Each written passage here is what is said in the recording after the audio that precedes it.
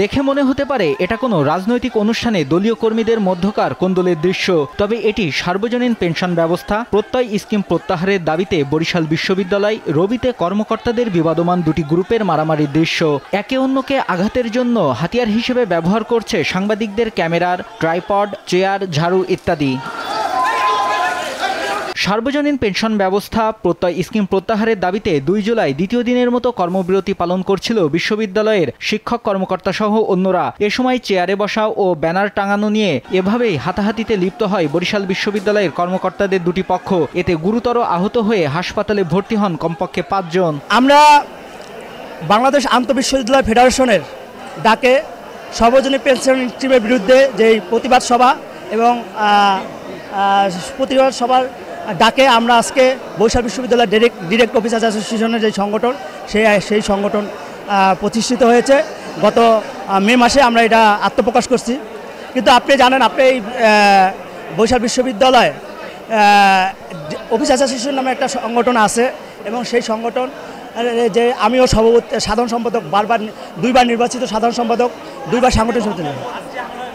আজকে আমরা direct officers association করছি।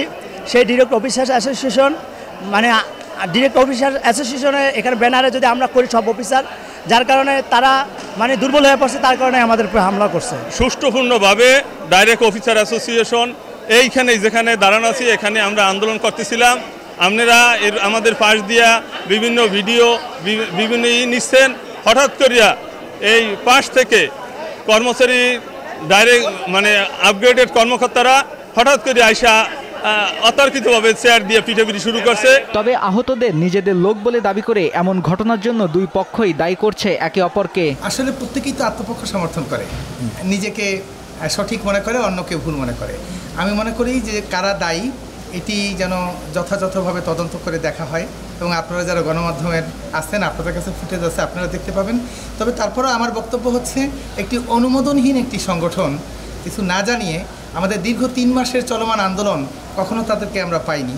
আর হঠাৎ করে আজকে তারা একটা ব্যানার নিয়ে এখানে যখন আসেন তখন স্বাভাবিকভাবেই কিন্তু একটি উত্তেজনা তৈরি হবে, এটাই স্বাভাবিক। ডিরেক্ট অফিসার অ্যাসোসিয়েশনের ব্যানারে আমরা এটা নতুন করেছি, যে কারণে তারা এটা বলে যে এটা এই সংগঠন এখানে করা যাবে না, এইরকম আর কি। ঠিক আছে, এই জন্য তারা আমাদের এখানে এসে আমাদের আগে সকালে একটা ব্যানার ছেড়ে নিয়ে গেছে, ফেলে দিচ্ছে, পরে আরেকটা ব্যানার নিয়ে আসছে। আমরা এই জায়গায় সামনে বসেছিলাম ফ্রন্টেই, সেখানে আবার এসে তারা আবার আমাদের এখানে ছিটছে এবং সেই ব্যানার এনে তারা আমাদের মারামারি অতর্কিত হামলা টামলা যতদূর যা পারা তারাই করেছে। এ ঘটনায় তদন্ত কমিটি গঠন করে দোষীদের বিরুদ্ধে ব্যবস্থা নেবার কথা জানান বরিশাল বিশ্ববিদ্যালয়ের উপাচার্য। সংগঠন করবে, প্রত্যেকের অধিকার আছে, কিন্তু আমাদের মূল দায়িত্ব এবং কাজের জায়গাটাকে আমাদের গুরুত্ব দিতে হবে, আইন শৃঙ্খলার জায়গাটাকে সর্বাগ্রে গুরুত্ব দিতে হবে।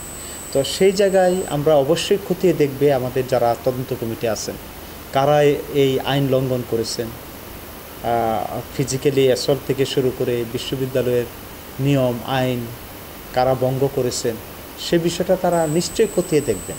আমি 5 কার্য দিবসের ভিতরে এটার একটা পূর্ণ রেজাল্ট তাদের কাছ থেকে নিয়ে সিন্ডিকেটের মাধ্যমে সেই বিষয়টা আমি সমাধান করব। বিজ্ঞান অনুষদের ডিন শফিউল ইসলামকে প্রধান করে আগামী 5 দিনের মধ্যে তদন্ত রিপোর্ট জমা দিতে বলা হয়েছে 5 সদস্যের তদন্ত কমিটিকে। নিউজ ডেস্ক, দেশ টিভি।